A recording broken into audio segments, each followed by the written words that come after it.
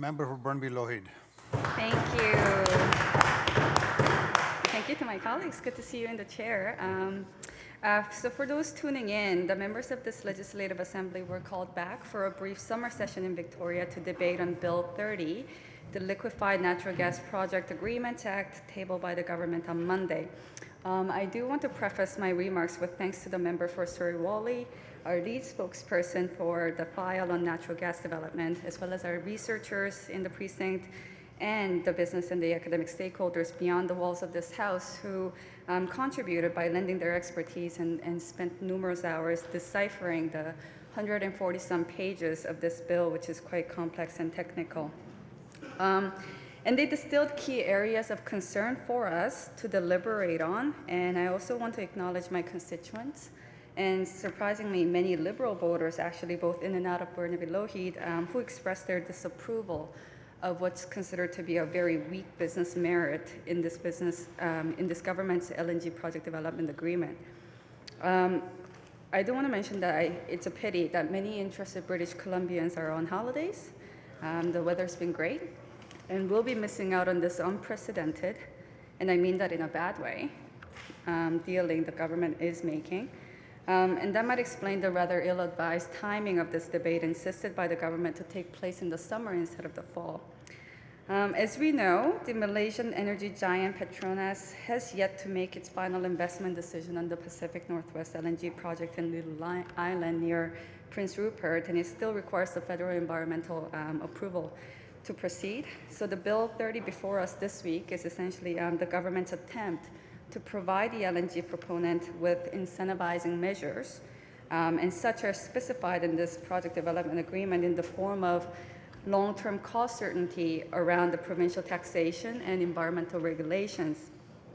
And so indeed, the government seems to have delivered for the corporations in this PDA, but for British Columbians, all signs point to this government coming back from the bargaining table with a short end of the stick, far less than what could be and should be had for our finite asset. So yes, a project development agreement would be used by the government to attract, as it should, significant private investors like the LNG proponent to land a deal. But the question here is a deal for who and at what cost?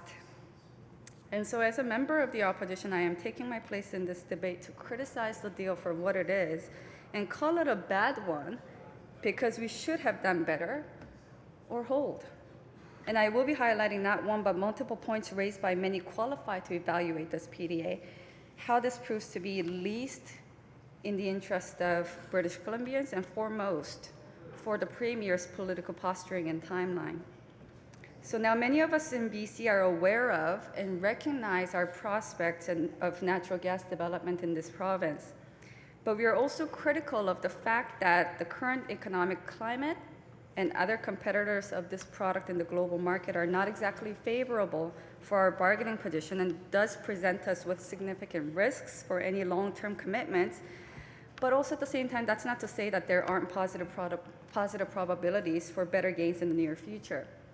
So to put it quite simply, the present conditions dictate that we might be selling lower at this point. So the business case here is then how low are we willing to go and why right now?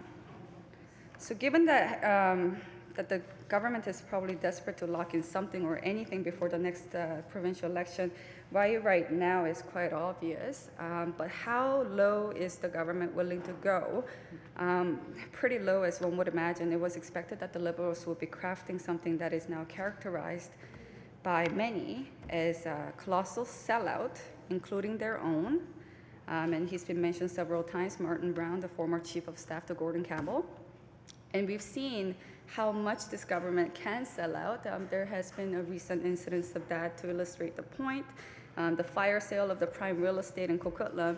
How low can we go? We would sell a 6.5 hectare lot appraised at $5.6 million, and we'll let that go for $100,000. That's pretty low. $5.6 million for $100,000 is how low this government will go to make their to balance their books. So I can't say that there was much faith to begin with in their business acumen, and of course we have a premier whose idea of debt-free BC is being a premier who piled on more debt at a record speed than any other premiers in the history of this province, racking up $20 billion on her watch. So, again, on that note alone, I also can't say that there was much optimism that she will be bringing us a fair share, our fair share for the LNG deal. But what I didn't anticipate was that this Liberal government could set a whole new low on what is already a pretty low expectation by making this LNG product development agreement not only a colossal sellout, but they made it a multi-generational colossal sellout that'll lock us in their wheat dealings for a quarter of a century. A quarter century. And here's the catch. A quarter century dealing for not just one corporation, but for 9 corporations. They gave this deal to not 1, but 9 more corporations. So let's take a look at, thank you. I think, Mr. Speaker, I must mention this is the first time that I've been heckled, and I'm sorry it's taken me 2 years to get there, but at least I'm learning. I can say that I can take off the rookie hat. So let's take a look at the Liberal PDA. I'm not sure that's a good thing, but continue, member. Gosh, so let's take a look at the Liberal PDA they tabled here. Well, the project development agreement at its core is no different than any other memorandum of understanding between two or more parties in a given transaction, where the intent of every party is to strive to have their best interests represented and inked within the negotiable terms. So what should a good deal look like? Ideally, I think it should be a win-win for every party, but at the very least, I would expect my representative to land me the best win that I can trade in for my asset. That should be the definition of it. But turns out we do, on the other hand, we do have a relevant comparable in another jurisdiction, and it's mentioned several times, and that's Australia. So let's consider what the Australian government delivered for their people in the Gorgon LNG and the Northwest Shelf LNG projects. Firstly, they negotiated for and built into their PDAs clauses that guarantee jobs for Australians, saying that the proponent, and I quote, must use labor available within Western Australia. In contrast, this Premier's deal doesn't have a single reference to guaranteeing jobs for British Columbian in the all 140 pages of it, and the corporation has already indicated that they could use up to 70% of the workers from overseas. That's 70%. Now, I understand that the $100,000 LNG jobs that the Premier promised during the election, I mean, I didn't have much of an expectation there, but we're realistically looking at 4,500 jobs from this particular LNG project, but 330 jobs that will be long-term. And those are not even the real numbers when you're considering that 70% of them wouldn't be locally hired in the first place. So, I mean, the numbers are dismal right there. And to put that in perspective, attracting one major motion film coming into town to film in BC would create twice that, if not more. And secondly, Australia wrote in a buy local policy, and I quote, proponent must give preference to Western Australian suppliers, manufacturers, and contractors when meeting contracts or placing orders for works, materials, plans, equipment, and supplies. And they don't stop there. They further elaborate by specifying, and I quote, services of engineers, surveyors, architects, and other professional consultants, experts, specialists, project managers, manufacturers, suppliers, and contractors resident and available within Western Australia. Yet, in contrast, our Premier made no requirement to buy local products and services from BC, and Petronas, the company, has already signaled that they will be bringing services from overseas. So at this point, I'm pretty sure some of us are scratching our heads going, well, really, what's in it for us then? Third point, Australian government provided no tax breaks and certainly no protection from future tax increases to the proponent for any length of time. Yet, this Liberal government is locking in the LNG income tax that was already cut in half and reduces the corporate income tax from 11% to 8% for 25 years. I don't know if there's anybody else that would envy a deal like that. Lastly, Australian PDAs contain environmental benefits with a clause where the proponent must pay for ongoing programs that will provide net conservation benefits. And what about us in BC? What did this government get for us? The Premier came back with nothing that will protect our environment, but instead, she came back with something in writing that says that they will protect the company from increased costs if BC moves to improve environmental regulations on the industry. So, how did we end up with a PDA so lacking compared to that which our Australian counterpart was able to strike up with their LNG proponents? And this is where I guess, Mr. Speaker, you and I can have a little bit of fun. Let's try to imagine for a bit here what the thought process might have been for the government at the table to have ended up with a PDA like this. And remember, this government made an exorbitant promise, and they know that the market's grim with the oil price having tanked this spring. And there was a sudden U-turn of a change in the chant from the LNG to diversified economy. That's the new marching order for the Liberals. But it would sure be nice, I'm sure, for the government members to have something, anything, and apparently at any cost to come through from the LNG side before the next election. So the government must have thought, okay, it's 2015, not a single LNG deal yet.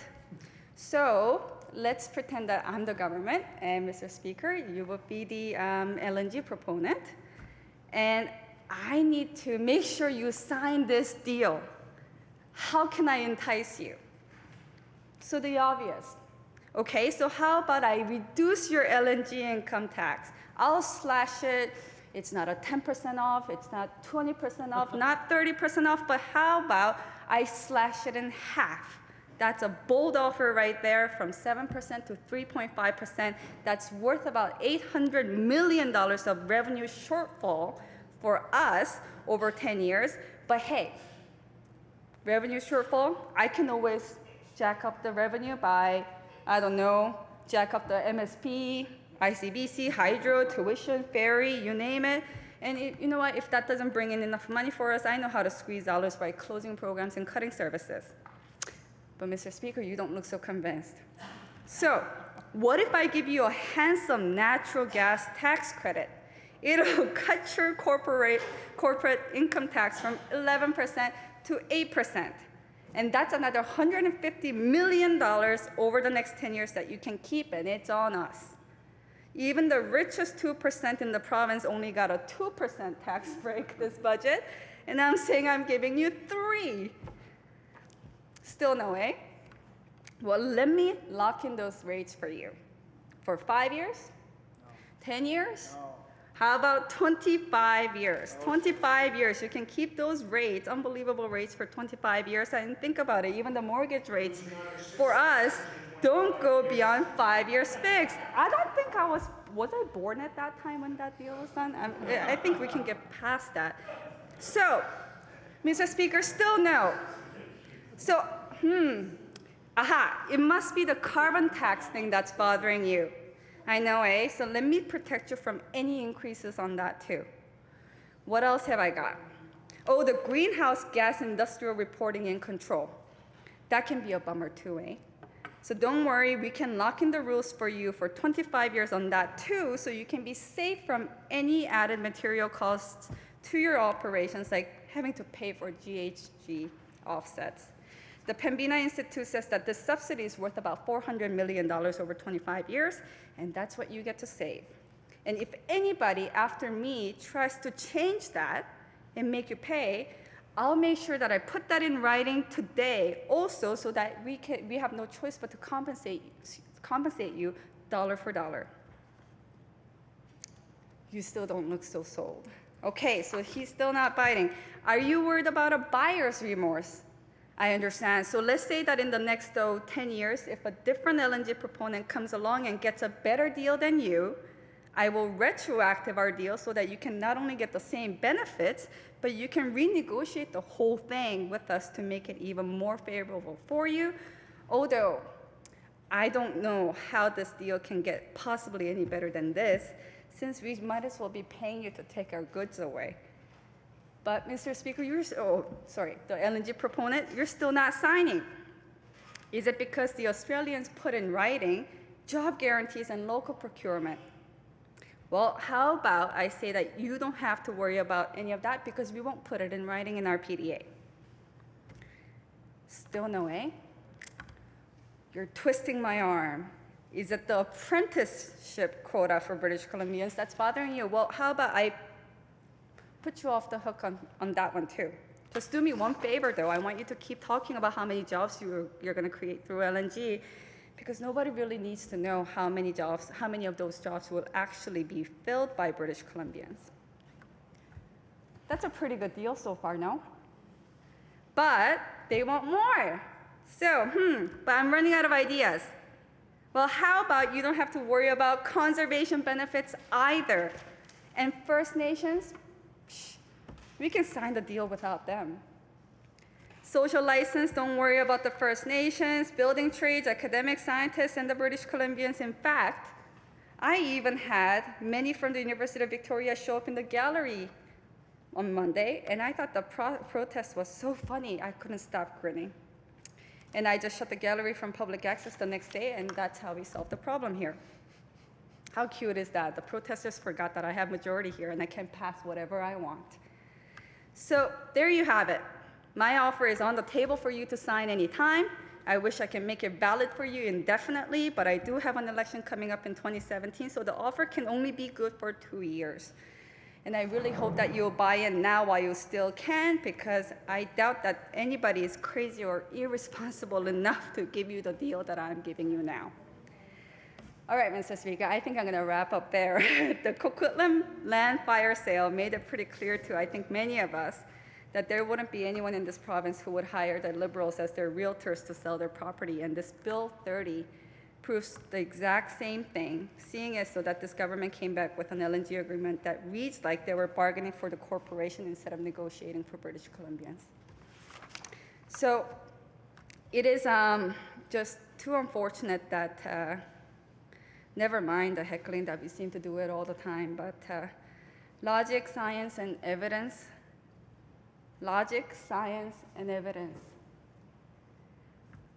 seldom have a place in this government when it comes to their political agenda. And we already know how this debate will end, if you can even call it a debate, when the end is already predetermined, which is the reality, in reality, that this Bill 30 too will pass to the tune of the Premier, irrespective of the qualified opposition across party lines. I've seen this government rip up whatever they want to, whether it's the Agricultural Land Reserve Commission. From adult basic education to English language learning, they will cut whatever they want to. From making money off student loan interest to increasing user fees like ICBC, MSP premiums, I know they can squeeze whatever they want to. And of course, I'm sure they will smear whoever they need to along the way to get their way.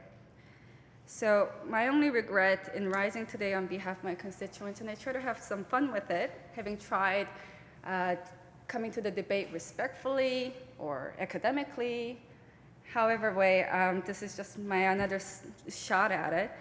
But my only regret is that the substance of my remarks, however way I put it, will end up making no difference to the outcome of this debate against the majority government that we have. So my colleagues on this side of the House rose one after another to compel the government to be critical of the weaknesses that are inherent in their PDA that they came back to us with. The government failed to negotiate effectively for British Columbia, and this project development agreement is a sweetheart deal, let's call it that, for the corporations. This government's attitude of it's better than nothing is not only not good enough, but we categorically reject the notion. And on that note, I can't support Bill 30. Thank you.